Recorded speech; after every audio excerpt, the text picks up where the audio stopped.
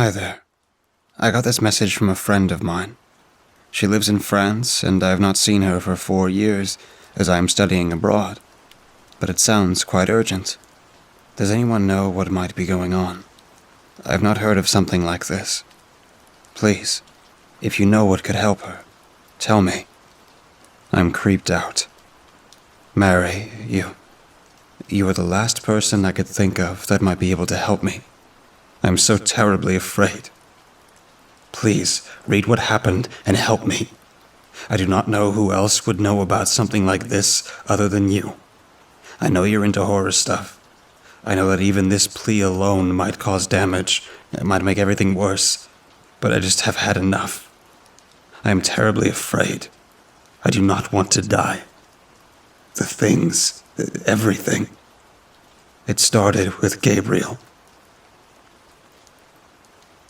The day I noticed something being wrong with him had been sunnier than it deserved, considering the terrors it had set in motion. I had been together with Gabriel for almost 3 years and immediately knew that something was different from before. I had just returned from a family vacation in Tuscany and had been tanned by the sun, but he did not seem more relaxed or healthier than when I had left. During our first hug, his hands were shaking as he placed them on my back, pressing me against him.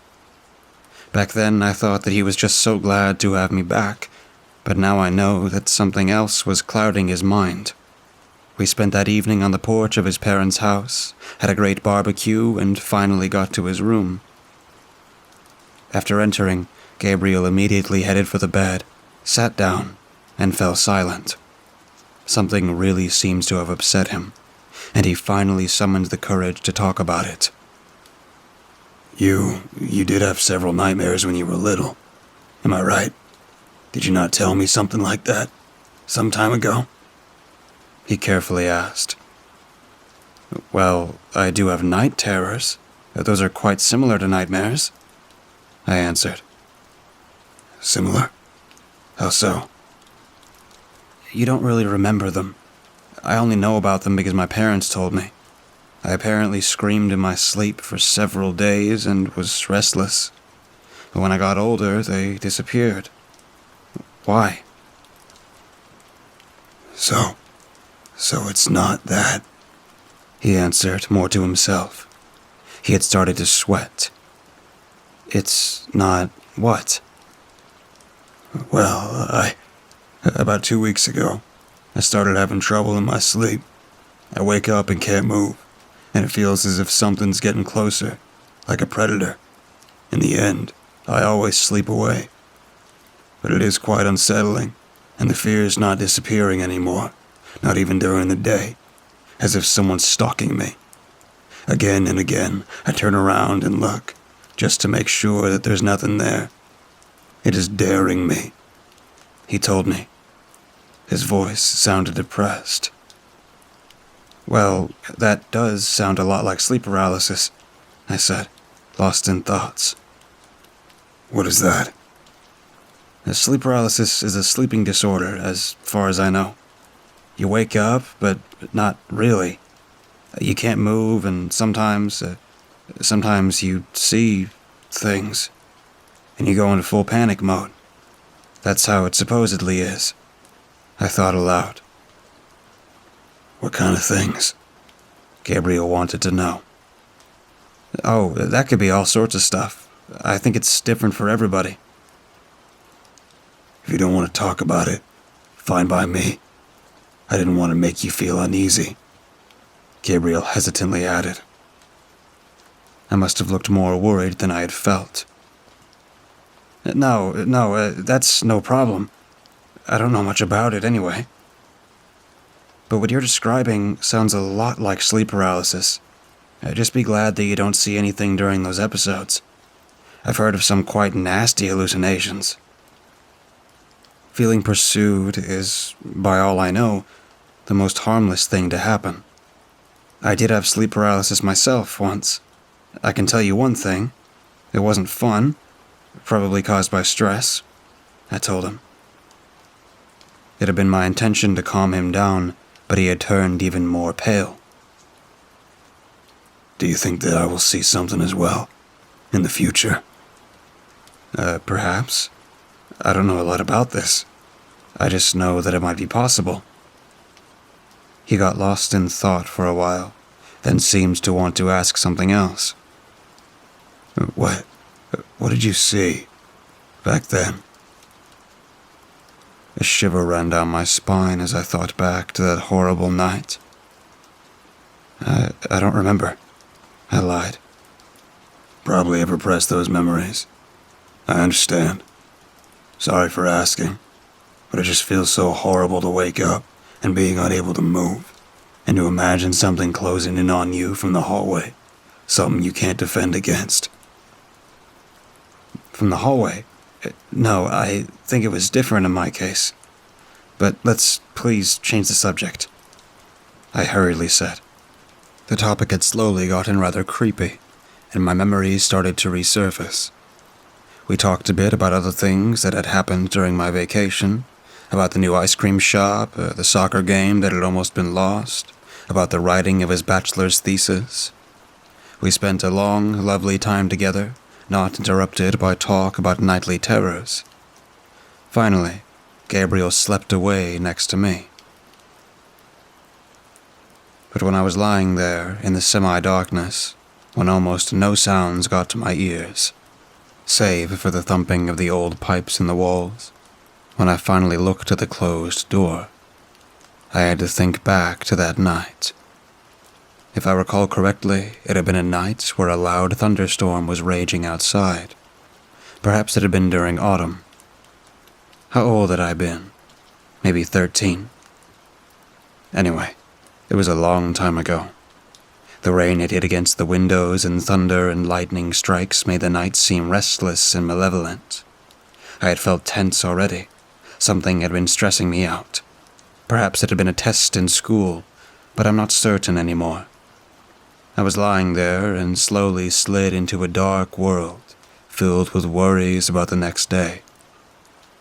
Then, suddenly, I was awake again, more awake than I had been all evening long. The whole room was visible from my lying position, lit up by the lightning strikes outside, but I had lost the ability to move, save for my eyes. Like a statue, I was lying on my back, my arms next to my upper body. I wanted to scream, wanted to get somebody to notice my peril, afraid that I might be paralyzed for the rest of my days. A panic started to rise within me, a panic that had no explanation, an ugly fear that made my skin crawl and drove a single thought into my mind. Flight. But I could not move an inch. Suddenly, I felt it. A presence had emerged inside my room, somewhere in the corner. Someone was staring at me. For a few seconds, no lightning lit up the room, no frantic light, and yet I was certain someone was standing there. A faint rattling reached my ears. Someone was breathing, heavily and slightly excited. Another lightning strike illuminated the corner of the room for a moment. If my mouth had not been petrified and my vocal cords had not turned to stone, I would have screamed. There was a figure, a broadly built man, slowly stepped towards me. I felt my heart beating, wanted to get up, run away, flee, but I couldn't. Was that an evil spirit? He almost slid across the floor like a singular shadow. Then, two red circular eyes lit up, getting closer and closer to me.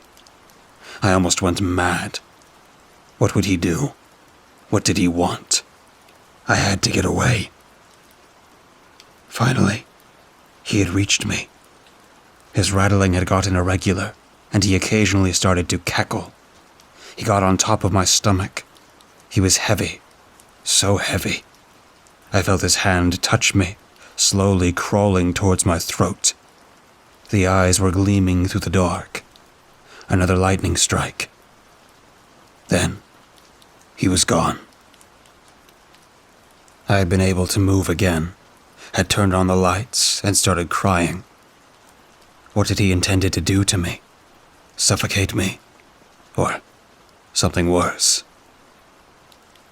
On the next day, I had searched the internet for reports of similar experiences and found some cases.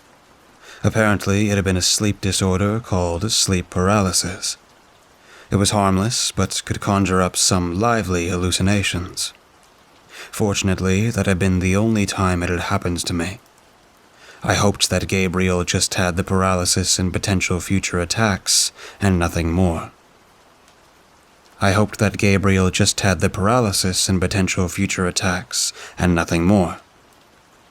But my memories of said nights had been much more vivid than I had admitted to him, and lying there in his room, looking into the dim light, was only bearable due to his calm breathing next to me. Slowly, sleep must have washed me away, but suddenly, I woke up again. Deep inside me, I got the feeling that something was terribly wrong. Then I realized that I was unable to move, that my limbs and vocal cords were petrified like back then, and that I was defenseless against whatever would be after me. This time, however, it was strangely different from before, more vivid, more real, more dangerous. As if some predatory animal were coming for me, not from the corner of the room, but from the hallway. I couldn't turn towards Gabriel, but wanted nothing more than to be in his arms or below the blanket. Then, from the hallway, it came. I was certain of that. The door was closed, but something was lurking behind, sneaking towards us, carefully. Evil.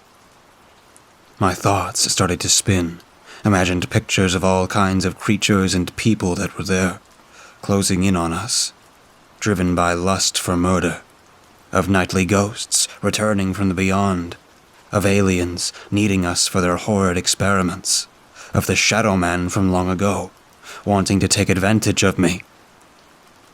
To my absolute horror, the door opened a little bit, let the light from the hallway into the room, cut the darkness apart. My heart was beating so heavily that it hurt.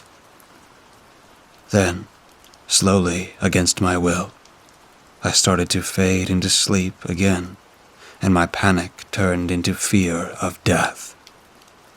No, I had to stay awake. What was coming towards me? What was coming?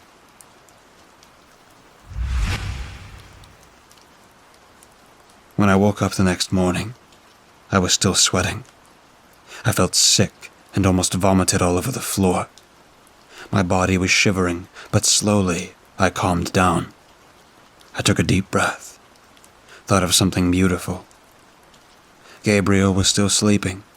He was sweaty as well. Quickly, I hurried to get up to take a shower. When I got to the door, I let out a relieved sigh. It was closed.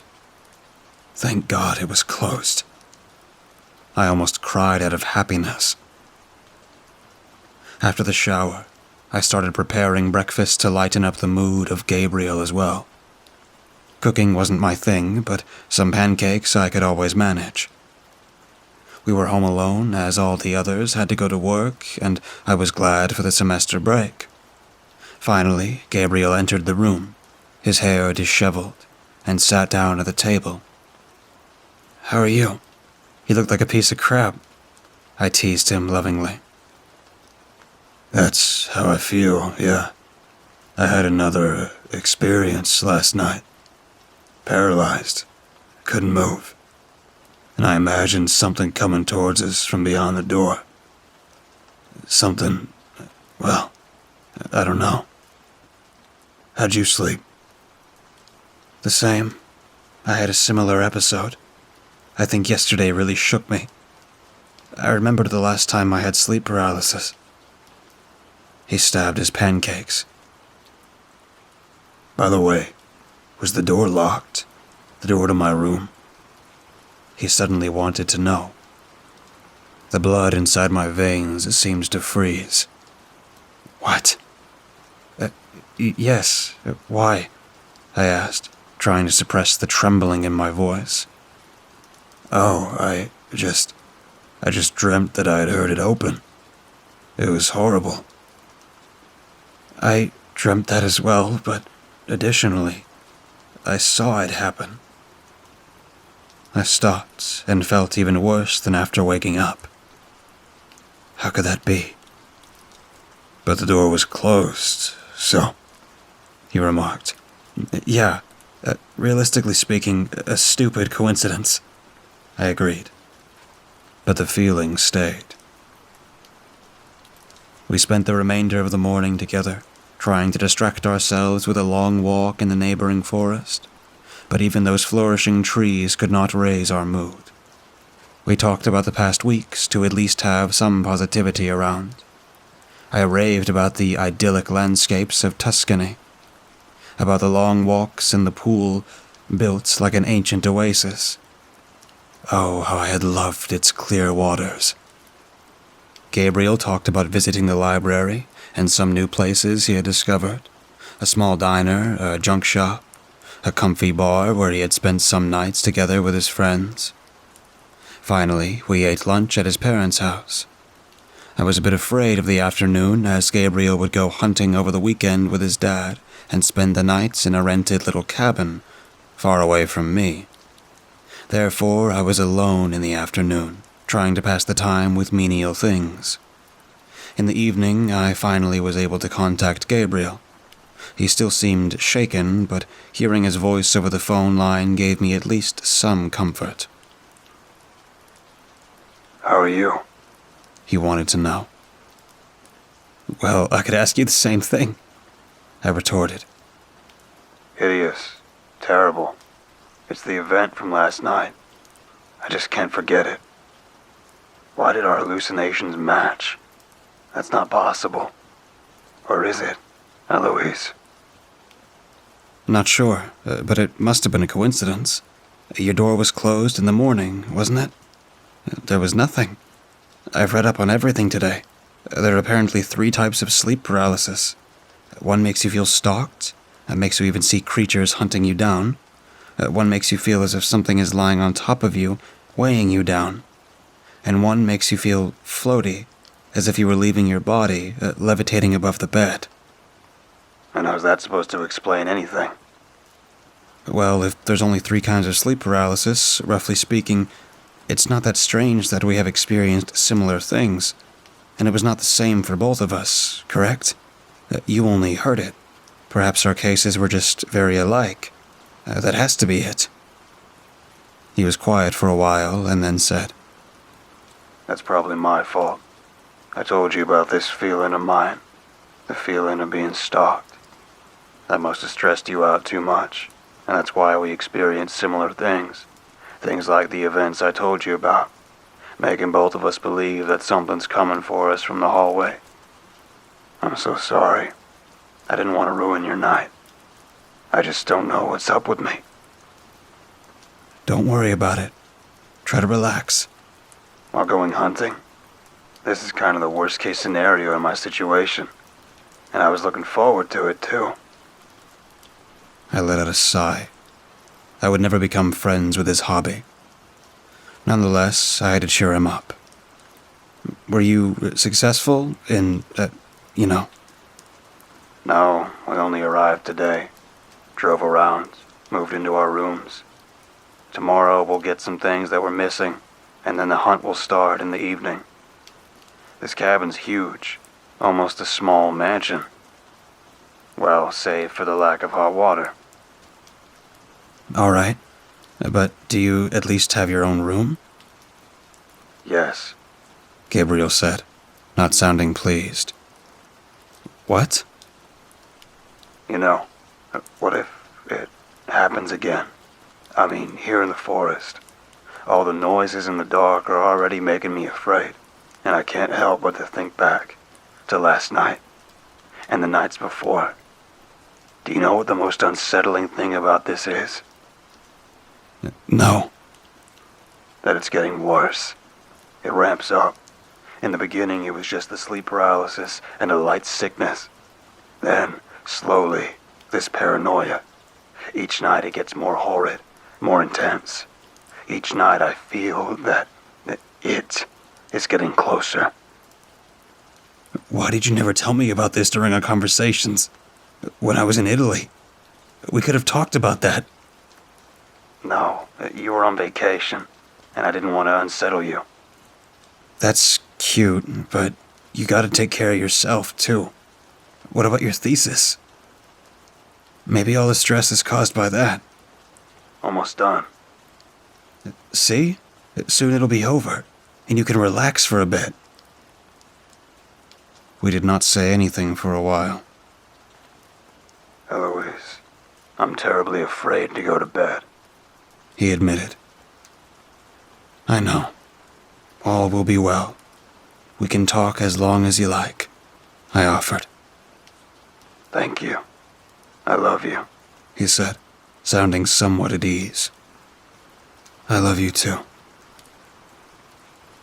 I think our call went on for another 3 hours, until Gabriel went to sleep.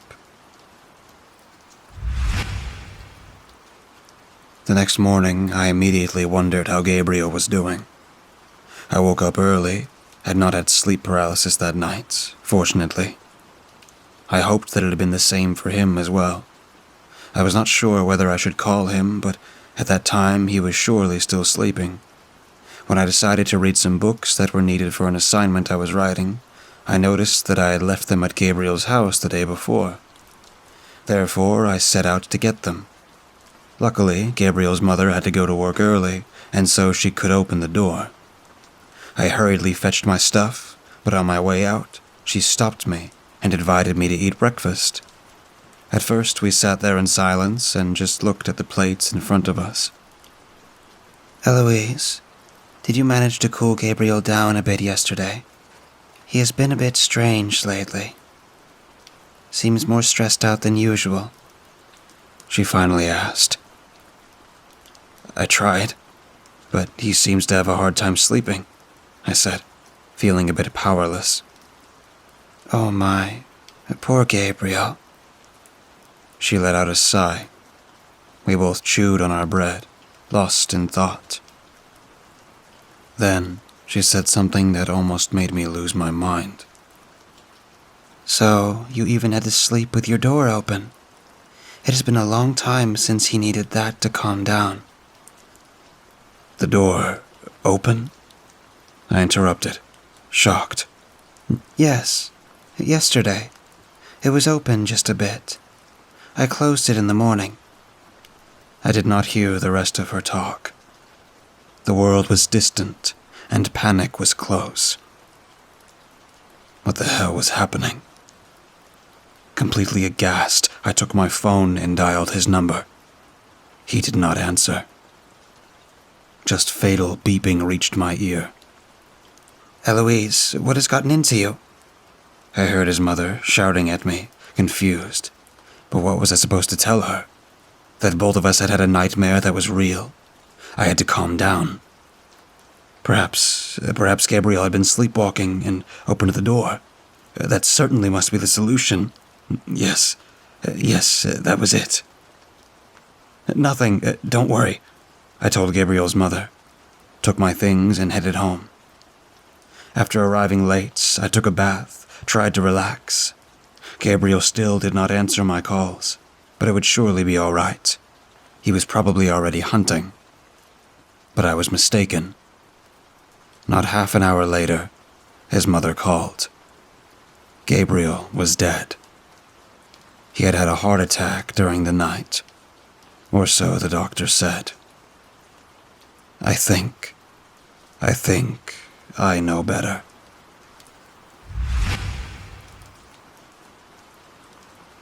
The last days have been the worst ones in my life. Everything about the world seems to be wrong, bleak, and unjust. Nothing was important anymore. Nothing mattered. Repeatedly, I looked for thoughts to take my mind off the happenings, for something that could ease my pain, but my soul is ruptured and is falling into darkness. It has been like a dream, almost everything in the past days, as if nothing was real, as if I am just about to wake up, but then the realization dawns again. Gabriel is dead. Whenever I start to think about it, I am ripped apart from within, and I started to look for other things to do, for comfort, but there was none.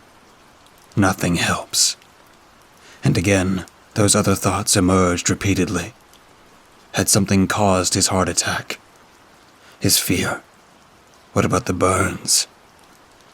Together, with his parents, I tried to calm down, but we failed. It was too bad. We were too damaged. I almost did not notice the funeral passing by. Almost did not notice the flowers, the coffin, the hymns they sang. For Gabriel. Why had this happened? Had he been that stressed out? Had it been my fault? Was there something I could have done to calm him down and make him relax? The open door. What had happened that night? What had we experienced? Had we seen something after all? To hell. Why had this happened? Some of Gabriel's friends tried to help me, as did my parents.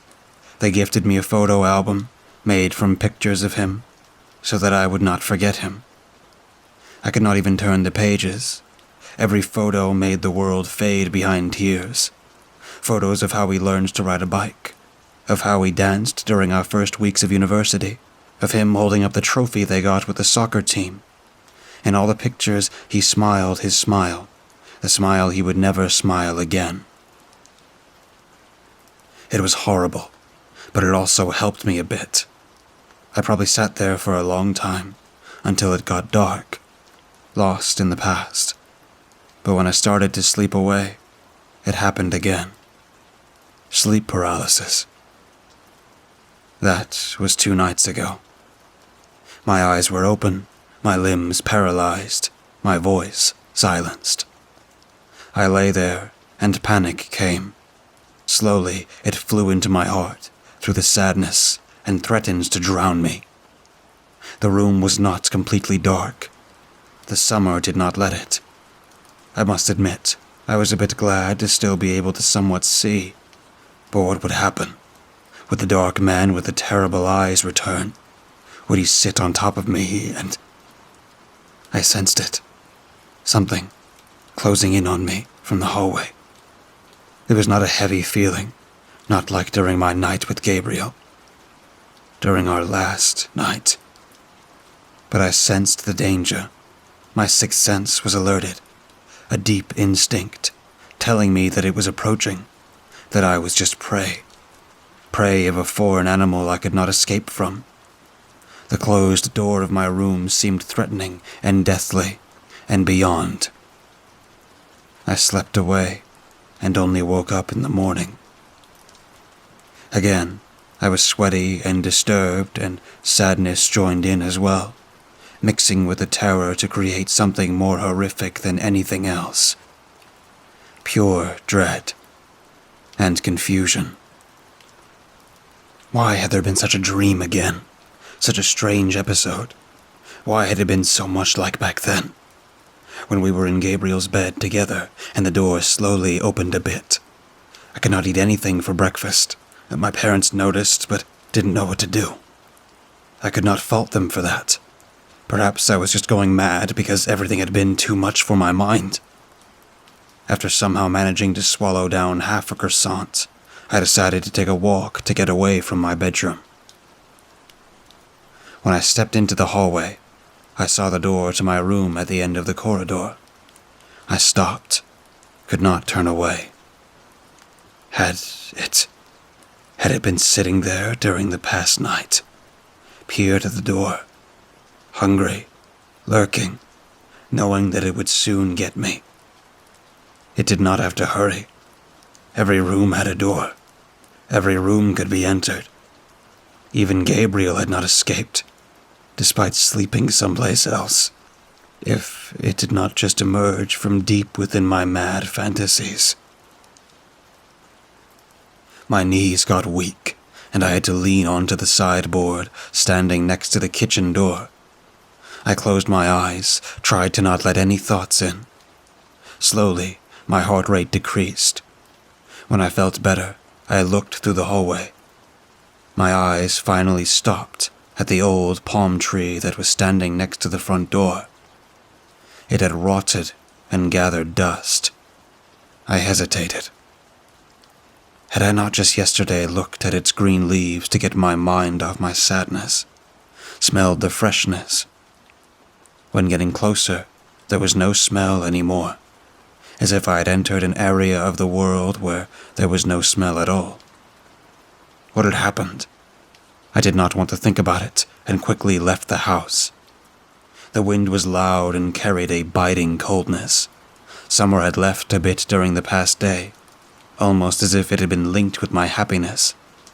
Gray clouds covered the sky and did not lighten the mood. Thoughts inside my mind emerged, starting to make me panic before I was able to silence them.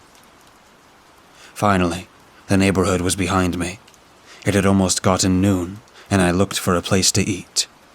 There was a small fast food restaurant, which I entered and ordered a burger. There were not many people inside, only 2 young girls, probably skipping school.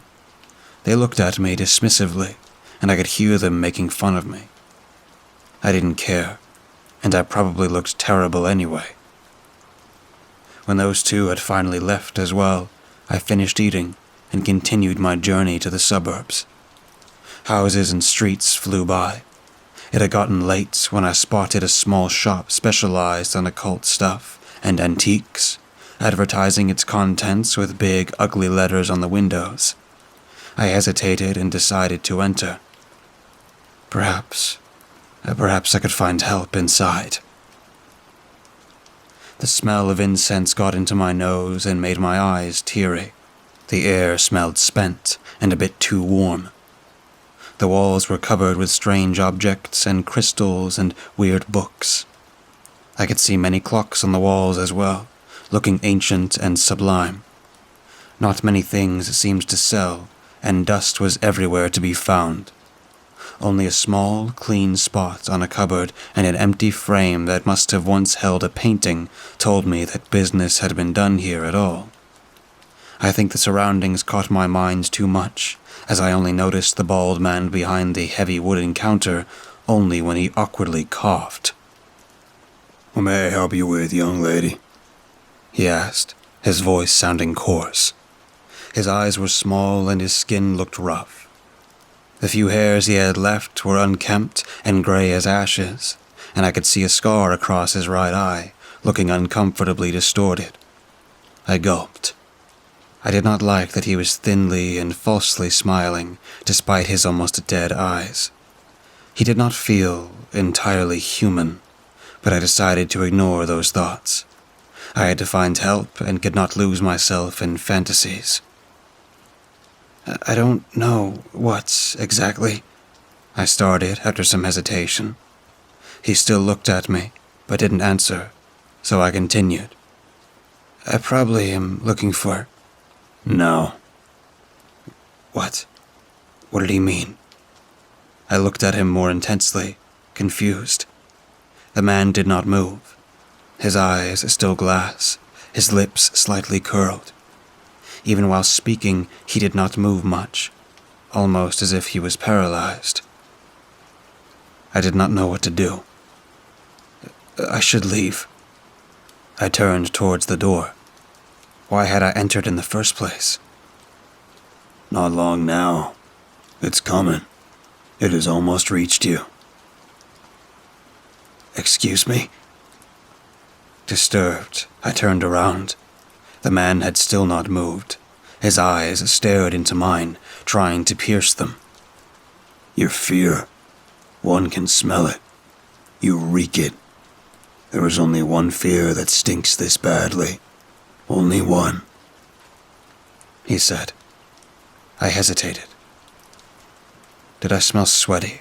Was I pale? Was I shaking?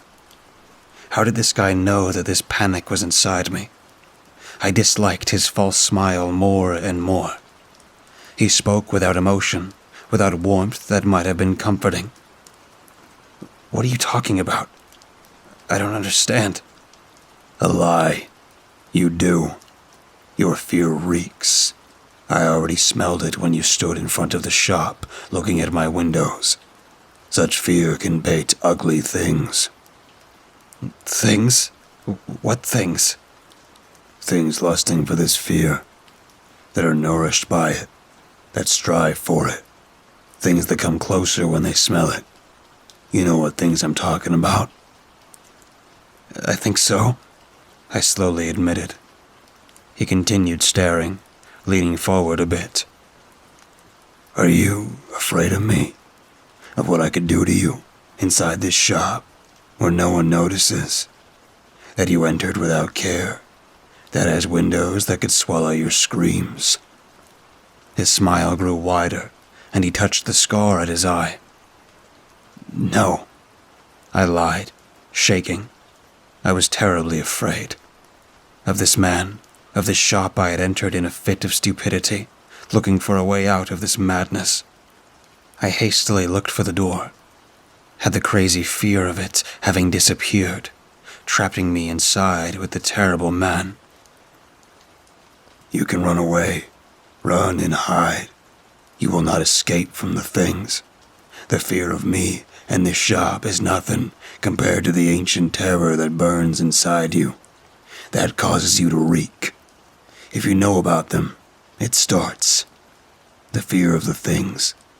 And if it grows rampant inside your heart, it'll come. Closer and closer. At first you do not feel it. At first it's just a faint suspicion, a stupid tale, a crazy story. But then, with doubt, with terror, it comes.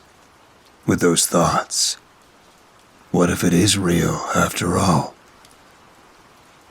Whilst he was mumbling to himself, monotonously and horribly, I had made for the door, but his words seemed to tie me down, and I stopped.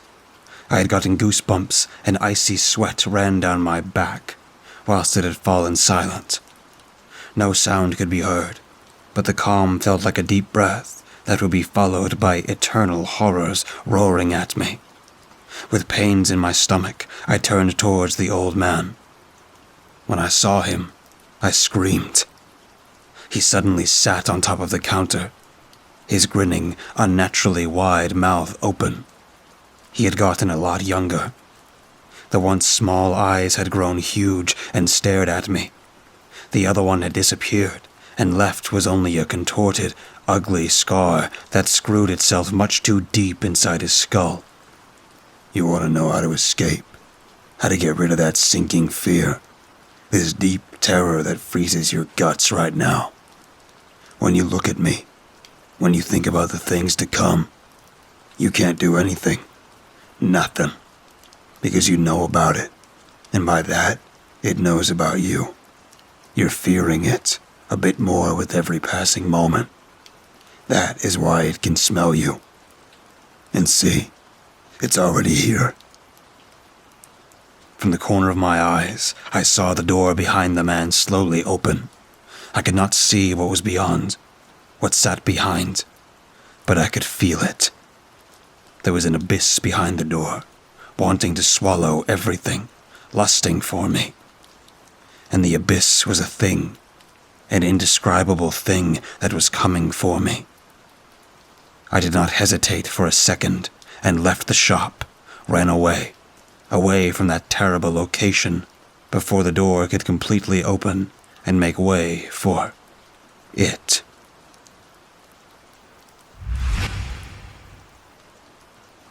Weak and confused, I sat on a park bench, my legs shaking, making me unable to take another step. Thoughts crossed my mind, mixing panic and dizziness. The picture of that grotesque man had burned itself into my brain, him sitting on that counter, the door behind him slowly opening by something else. All of this was crazy. Things like this did not exist. What was after me? What had been after Gabriel? Had he woken up before it reached him in that dark room? Had his heart stopped because of that bottomless panic I had heard in his words the day before? If you know about them, it starts, the fear of the thing. And if it grows rampant inside your heart, it will come. His raw voice echoed in my mind, and I realized the meaning of his words. I still doubted that the man had told me the truth, but it would explain a dooming amount of the happenings that had taken place. Had we created it in our thoughts by talking about the night terrors? Had Gabriel thought the story up, or had he heard it somewhere else? The story of the terrors in the night. The sun started to set. I did not know what to do. I did not know if I was lurking in the dark alleys as well. I did not know if I should head home or run away. But run away to where? If it was all true, I would never escape.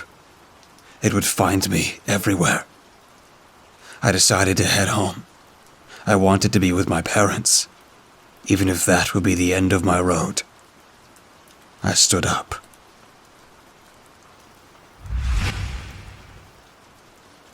My mother did not ask where I had been.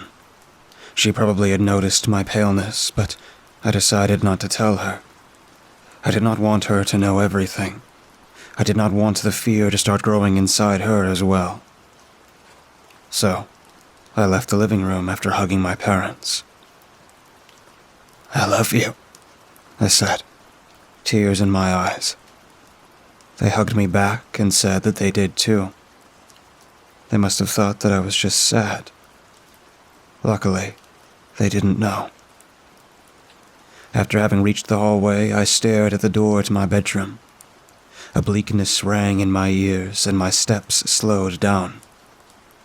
Was it perhaps this room that caused it? Whatever was behind that door felt alien, uncertain and distant. Like a gray video, memories started flooding my mind. Memories of the events inside that room from my childhood, and Gabriel. Small comfort lit up inside me. Would I see him again? Soon? Quickly, those faint pictures faded, and darkness, silence, and fear of death took over. Finally, I reached the door, but hesitated to open it. Would I ever leave that room again? Would I ever see the light of a day again after this night had come? Would the thing reach me tonight? I got goosebumps again and felt even more sick. Behind me was the hallway, the open hallway and the stairs leading down. I suddenly imagined it already coming, slowly down the stairs, quietly, lurking, slithering down, with infinite claws. One of the things I feared, one of the things that smelled that fear. I felt a cold breeze from beyond the floor, icy. Quickly, I slid into my room and closed the door. I knew it would not matter, that the door was not an obstacle for those things, but I had to do something. Something. I lied down in my bed, covered myself with the blanket. I had to do something. I was lying there, stiff but freezing inside. Time crept past. It turned 8, turned 8:30. Sweat started to cover me, but my guts seemed to freeze up completely. My thoughts, my feelings, everything shattered through the bottomless terror, increasing moment by moment. My heart was beating so hard that it started to hurt, making breathing painful. I got dizzy. Then, I also got tired. I did not want to sleep. I did not want to end. But would it even reach me today? Would it be here, tonight, passing in through the door? Slowly, sneaking, the sleep paralysis started. Like foul blood, it washed into my body, through my veins, froze my muscles. The room around me grew more and more alien, even though I had spent almost every night of my life inside. All senses started to grow dull, and the only real thing was the door. The door that fended off the looming darkness, a wall between life and death. Was I already dreaming? Was this real? The wood, the patterns on the door, the fine rectangles that had been worked into the surface as decorations, the twilight coming into the room through the windows, the heaviness paralyzing my every muscle. Was all of this real? Did I feel something from far away, marching towards me from some unknown hells. I sensed it in my bones. I sensed it in my veins. Behind the door was there the hallway. The hallway now drenched in darkness. Or had it been replaced? A cave, a gorge, bottomless chasm, creating a gateway to my room, to my flesh and blood. My field of view got blurry, but it was not the darkness or the paralysis that made me teary. It was the terror creeping into my heart, threatening to drown me. There, behind the door, one of those things was twisting around, one of the things that had killed Gabriel. It got closer and closer as infinite panic rose inside me. When would it reach the room? Did I not already hear it, its body slithering almost silently? What was it? What was that thing? What was approaching? More sweat. Was this a dream? A nightmare that I could wake up from? A vision of madness not reflecting reality? It is coming. Those things, they are on their way. I got even more dizzy. The voice belonged to the man from the shop with the contorted face. The words sounded clear, cutting through the panic like a knife through warm butter. Was he present as well? It is fascinating to see their doings, to see what they do to you. So infinitely terrible. The voice had gotten closer, was next to me, next to my paralyzed, defenseless body. Was he really here? Would he get to me? Like that shadow man from back then? Would he take my clothes and... Again, a wave of new panic washed over me as I noticed that the thing had reached the door and waited on the other side. Those terrible things, they are in front of the door. You feel that, don't you? Oh, how marvelous. I ran so far, have hunted you and those who did wrong, dooming them to eternal torture. But when I saw them, those things, they gave me a new meaning, a new purpose, made me see. His face had appeared above mine, grinning widely. Whilst talking, he pointed at his scar. My others are still wondering, but I have seen the true nature of the things. And you will see them soon as well. It will be here, any moment now. It smells you already. He disappeared from my field of view. I knew that he was still there, with me, that he would lavish the arrival of the entity outside, feeding off my fear of death. I felt a roaring pain on my wrist, a knife cutting me. Had he grabbed me? But slowly, the man slipped my mind as I heard the door handle. See, they are here. But I think you are in luck. They will not get to you today. But tomorrow. Yes, I think so. The door handle was pressed down, and my senses went mad. The door opened a little, like before. The barrier had been breached. It could enter. Darkness seemed to bleed into my room, mixing with the twilight already present. Not long now. My heart was aching. I was shaking despite the paralysis. My eyes seemed to tense up. The smell of sweat and the beastly stench of doom got into my nose. The darkness in the hallway felt alive and evil. My breathing got heavy. The door swung open. Only darkness, only panic. And then it entered. What? What did I see? What did I experience? What? The thoughts are missing. I saw it, one of those things. I believe, perhaps. Or did I faint? Did I dream everything up? Had it been a creature, or a substance, a plant or an animal, an anomaly in the fabric of the world? Had it crept, sneaked, floated, all of that and nothing? It had smelled me, swallowed up my panic and terror as if they were the sweetest nectar, with its antennae and tentacles. Its eyeless head and headless eyes had lusted for me. Its fangs and mouth had reached for me. There had been many necks and arms crawling towards me. Had it reeked of death, of foul misery, or had it smelled like sweet honey, like carnivorous sundew? It had come to my bed, and had sent me into unnameable fits of madness, drooling.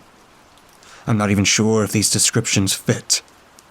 Perhaps all of them are just spawns of my mind, a mind that has witnessed the indescribable, that had encountered something I could not fathom, the union of nothingness and eternity. I still remember the man standing there, laughing, shouting gleefully phrases into the world.